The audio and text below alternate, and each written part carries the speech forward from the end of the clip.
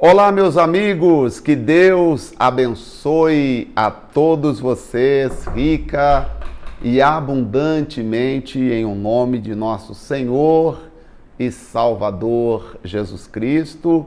Eu sou o pastor José Maria da Igreja Identidade de Cristo. Estamos retornando com mais um devocional. E hoje é o penúltimo capítulo do livro de Atos dos Apóstolos.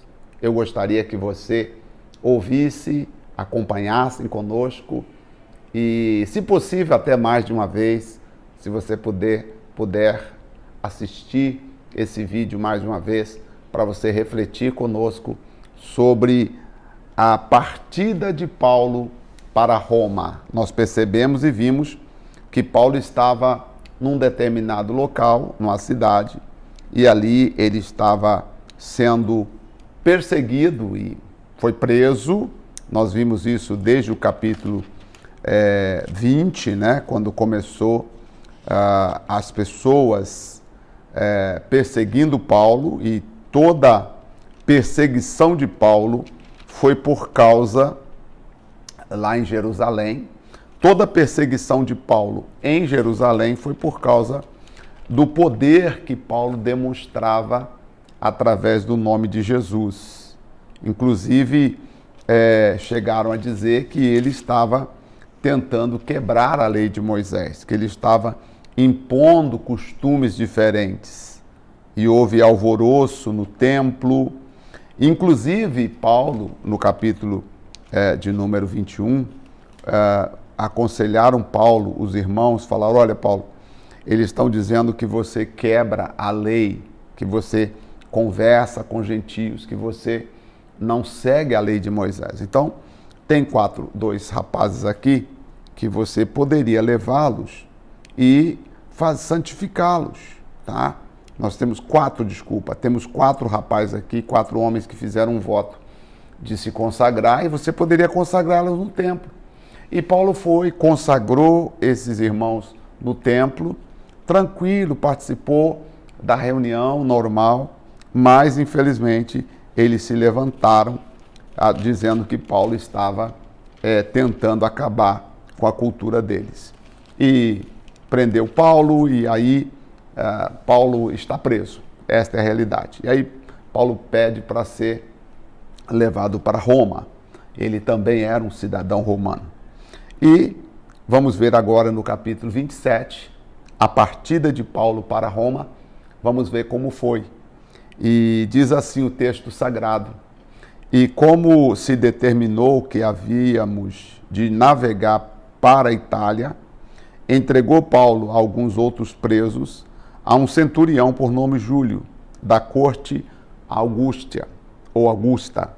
E embarcando nós em um navio adramitino, prestes a navegar pelos lugares da costa da Ásia, partimos, estando conosco Aristarco, macedônico de Tessalônica. Então, algumas pessoas foram também com Paulo.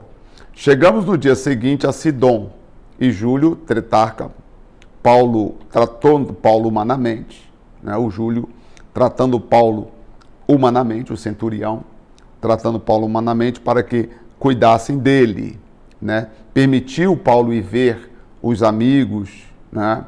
Para que cuidasse de Paulo. Então você percebe que Paulo estava sem poder falar, vamos assim dizer, perante as autoridades religiosas do Deus que ele servia. Mas havia alguém de bom coração, vamos assim dizer, como o centurião, que falou: não, Paulo, você pode ver seus amigos, as pessoas aí nas cidades que nós vamos parar, eles podem vir te dar atenção, você pode estar com eles, não tem problema algum. E partindo dali, fomos navegando abaixo de Chipre, porque os ventos eram contrários. E tendo atravessado o mar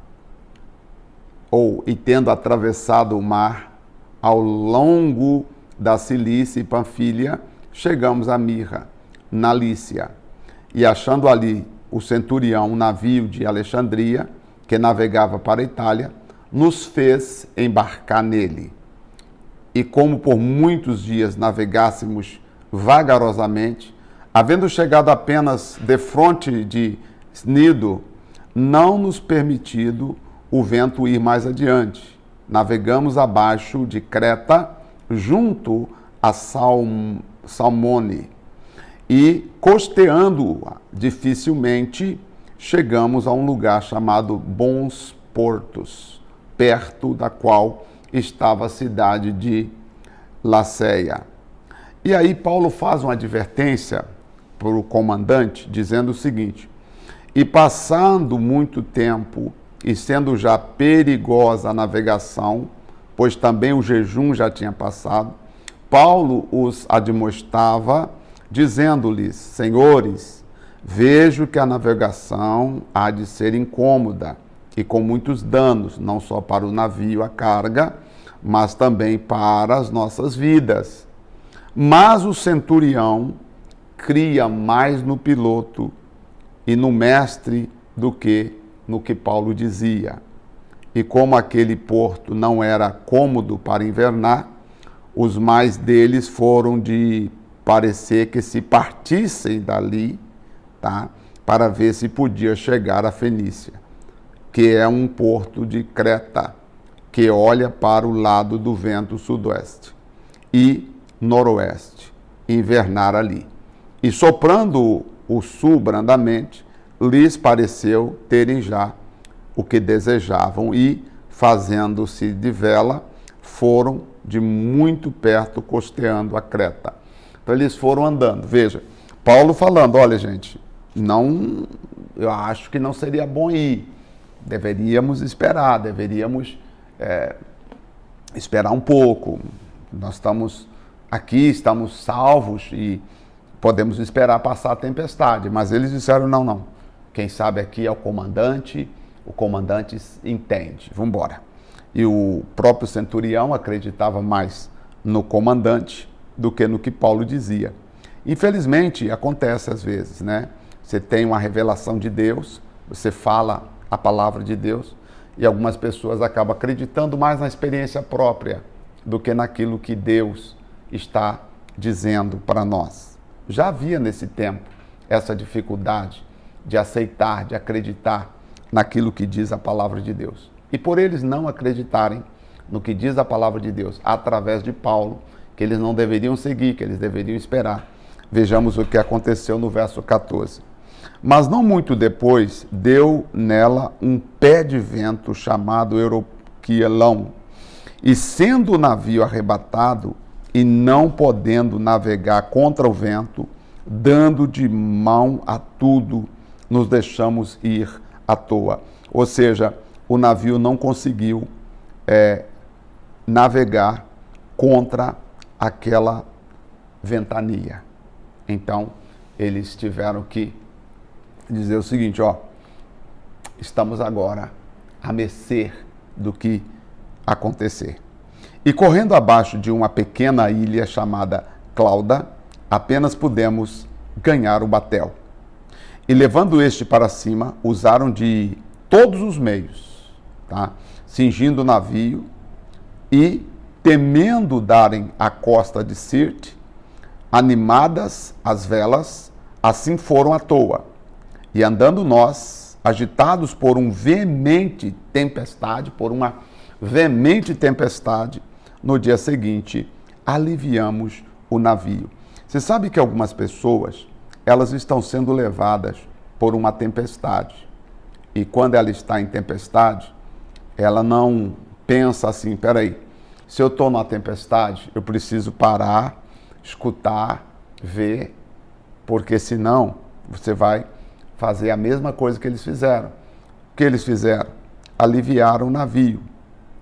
E ao terceiro dia, verso 19, nós mesmos, com as nossas próprias mãos, lançamos ao mar a armação do navio. Quer dizer, nós mesmos desfizemos, porque não havia esperança para nós, tá?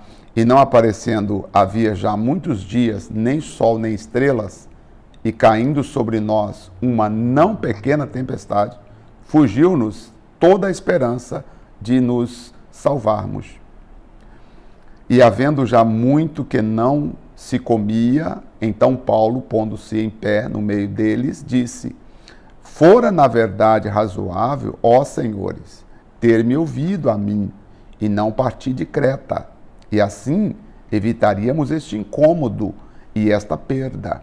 Você vê que quando a pessoa não ouve, e aqui, gente, eu gosto muito da expressão ouvir, e eu faço dizer que ouvir aqui é ouvir a palavra de Deus. Você tem que ouvir o que Deus está falando com você pela Bíblia Sagrada, e não propriamente ouvir os conselhos que algumas pessoas falam por aí. E aqui Paulo estava falando pelo Espírito, dizendo, olha, nós deveríamos ter ficado em Creta. Não era para ter partido. Mas como nós já vimos, o comandante e o centurião, ou o centurião acreditava mais no comandante do navio e no mestre do que nas palavras de Paulo, então seguiram e agora estão enfrentando uma grande tempestade. Quantas vezes você deixou de obedecer a Deus e talvez por esta razão você está também enfrentando uma grande tempestade? E agora o que fazer? Desesperar? Não. Ou vamos ouvir o que Paulo falou no verso 22 para eles. A tempestade já aconteceu, a tempestade já chegou. Agora não adianta botar tudo a perder. Agora tem que falar e entender o que Paulo disse. Mas, Paulo disse, verso 22, agora vos admoesto que tenhais bom ânimo, porque não se perderá a vida de nenhum de vós, mas somente o navio. Porque esta noite, o anjo de Deus, de quem eu sou e a quem eu sirvo, esteve comigo, tá? E Deus me falou que ninguém vai morrer, mas o navio vai ter grandes perdas. Porque, dizendo Paulo, não temas, importa que sejam apresentado a César, e eis que Deus te deu todos quanto navegam contigo, Paulo. Deus falou para Paulo, ó Paulo, enquanto vocês estão navegando aí, fala do amor de Jesus para eles. Portanto, ó senhores, Paulo dizendo agora, tende bom ânimo, porque creio em Deus, que há de acontecer, assim como a mim me foi dito. Contudo, é necessário irmos dar numa ilha. E quando chegou a 14ª noite, sendo impelidos de um e outro lado, no mar Adriático, lá pela meia-noite, suspeitaram os marinheiros que estavam próximo de alguma terra. Eles não sabiam aonde estavam, eles não sabiam aonde estavam e também não sabiam para onde estavam indo, tá? E lançaram o prumo, acharam 20 braços, passando por um pouco mais, tornaram a lançar o prumo novamente, tá? E acharam 15 braços. E temendo ir dar em algum lugar rochosos, né? Lançaram a popa 4 âncoras, desejando que visse o dia. Vamos esperar até amanhã, aí a gente sabe o que está acontecendo. Mas nós já sabemos que estamos próximo de alguma terra aqui.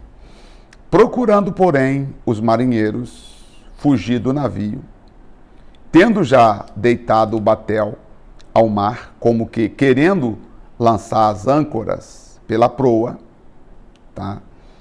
Disse Paulo ao centurião e aos soldados, se estes não ficarem no navio, não podereis salvá-los. Quer dizer, os marinheiros queriam que vamos deixar o navio para trás, vamos sair do navio e vamos deixar todo mundo aí. Vamos fugir. E aí Paulo entra e diz, olha, ô comandante, centurião, se eles fugirem, eles vão morrer. Eles não devem sair do navio. Então os soldados cortaram os cabos do batel e deixaram cair. E entretanto que o dia vinha, Paulo exortava a todos que comessem alguma coisa, dizendo, é hoje já o 14º dia que esperais, permaneceis sem comer, havendo provado nada. Portanto, exorto-vos a que comais alguma coisa, pois é para a vossa saúde, porque nem um cabelo cairá da vossa cabeça, de qualquer de vós. Vocês podem comer, vocês estão sem comer, preocupados, mas eu falo com vocês, Paulo dizendo, não se preocupe, comam, porque é para a saúde de vocês e vocês não vão perder. Deus falou comigo. E havendo dito isto, tomando o pão, deu graças a Deus na presença de todos, e partiram e comeram, começou a comer. E tendo já todos bom ânimo, puseram também a comer. E éramos ao todo no navio 276 almas. Ou seja, haviam ali 276 pessoas naquele navio. E refeito com a comida, aliviaram o navio, lançando o trigo no mar. Você vê que às vezes, quando você não entende o que Deus está falando, por causa de um pensamento seu, vai chegar um momento que você vai ter que jogar o que é mais precioso fora. Jogar a carga, a armação do navio, agora ele joga o trigo, que era o próprio sustento deles, que era a própria visão deles, que era o próprio sonho deles. E assim, infelizmente, muitas pessoas têm feito. Por isso que eu chamo e conclamo mais uma vez, é importante nós lermos, entendermos a palavra do Senhor, ouvir a Deus, mesmo na tempestade, gente. Nós temos que ouvir a Deus mesmo na tempestade. Eu não sei qual é a sua tempestade, não sei qual é o momento que você está vivendo, mas eu sei que Deus está falando e você deve esperar. No meio da tempestade, não toma decisão. Espera, vai passar. Você vai conseguir chegar na terra. Não sai do navio, porque agora você já está na tempestade. Você não deve pular do navio, tomar decisões. Espera, Deus vai guiar você. E sendo já dia, não conheceram a terra. Enxergaram, porém, uma enseada que tinha uma praia e consultaram-se sobre se deveriam encalhar nela o navio. E levantando as âncoras, deixaram-no ir ao mar, largando também as amarras do leme e alçaram a vela maior ao vento, dirigindo-se para a praia. Dando, porém, num lugar de 2 mares, encalharam ali o navio. E fixa a proa, ficou imóvel, mas a popa abria-se com a força das ondas. Você percebe que aqui, tudo isso aqui para mim, reflete hoje uma coisa espiritual. Que tem hora que parece que você está fazendo a coisa certa, mas parece que tem um vento soprando e mexendo com algumas coisas. Então a ideia dos soldados foi que matasse os presos para que nenhum fugisse, escapando a nado. Mas o centurião, querendo salvar a Paulo, lhes estorvou este intento e mandou que os que pudessem nadar se lançassem primeiro ao mar e se salvassem em terra. E os demais, uns em tábuas e outros em coisas do navio. E assim aconteceu que todos chegaram em terra salva. Você percebeu que é difícil às vezes, gente, a vida. Aqui estamos falando de um prisioneiro, de Paulo, prisioneiro, que não estava fazendo nada errado. O que Paulo estava fazendo quando ele foi preso? Ele estava falando de Jesus, ajudando as pessoas. Mesmo assim, a maldade dos seus adversários se levantou e de uma forma muito rígida eles propuseram: nós vamos acabar com Paulo. E você percebe que parece que tudo estava cooperando contra Paulo. Parece que tudo estava andando ao contrário. Se fosse hoje, o que eles diziam hoje? Oh, você está em pecado. Não acredito que você é de Deus enfrentando essa tempestade. Não acredito que Paulo é um homem de Deus e passando por isso. Porque o evangelho que pregam hoje, pregam muito o evangelho da facilidade. Se você crer, você não vai ter lutas. Se você acredita em Deus, tudo vai dar certo. O mar vai acalmar, você vai andar sobre o mar, você vai vencer, que nada vai ter problema. E aí eu pego Paulo e encontro Paulo passando por tudo isso aqui, gente. Aí eu fico pensando, meu Deus, nós temos que conhecer muito o evangelho, né, pessoal? Temos que conhecer muito o evangelho. Porque eu tenho certeza que se fosse nós, se fosse você e eu, no tempo de Paulo, você diria: ah, meu Senhor, será que realmente eu estou com Deus? Olha que palavra interessante, né? Será que realmente Deus está ao meu lado para passar por tudo isso que eu estou passando? E, entretanto, você não vê em nenhum momento Paulo questionando a fé. Você não percebe em nenhum momento Paulo questionando se Deus estava ou não com ele. Porque Paulo sabia, Deus está comigo, independente da circunstância que eu estou passando. Deus está comigo, a mão de Deus está ao meu lado, eu sei que eu vou vencer e nós vamos chegar do outro lado para a honra e glória do nosso Deus. E assim foi com Paulo, e assim também será com você. Você vai vencer, você vai chegar do outro lado, mas você precisa entender que a vida cristã tem lutas. Então é melhor você se preparar para a luta do que ficar achando que não vai enfrentar nenhuma adversidade. Então, se você é de Deus, está me acompanhando, eu lhes digo, se prepare para a luta cada dia. Se prepare para a luta, porque as lutas fazem parte da nossa vida. Vamos orar. Senhor nosso Deus e nosso querido Pai. Ó Pai de nosso Senhor e Salvador Jesus Cristo. Muito obrigado, Senhor, porque nós sabemos que todas as coisas cooperam para o bem daqueles que te amam, para o bem daqueles que fazem a tua vontade e andam nos seus propósitos. Às vezes é tão difícil para algumas pessoas entenderem as lutas que enfrentam, porque as lutas parecem infindáveis, parece não ter fim. Quanto mais a gente luta, parece que mais problema tem. É assim a vida de algumas pessoas. Tem gente orando comigo e dizendo: Deus, eu tenho só problemas. Eu achava que eu não ia ter problemas, eu achava que eu não ia ter lutas. Porém, entretanto, diante de tudo que Paulo passou, todas as lutas que o próprio Paulo enfrentou, eu estou entendendo que na vida teremos aflições. E assim como Paulo venceu, nós também venceremos.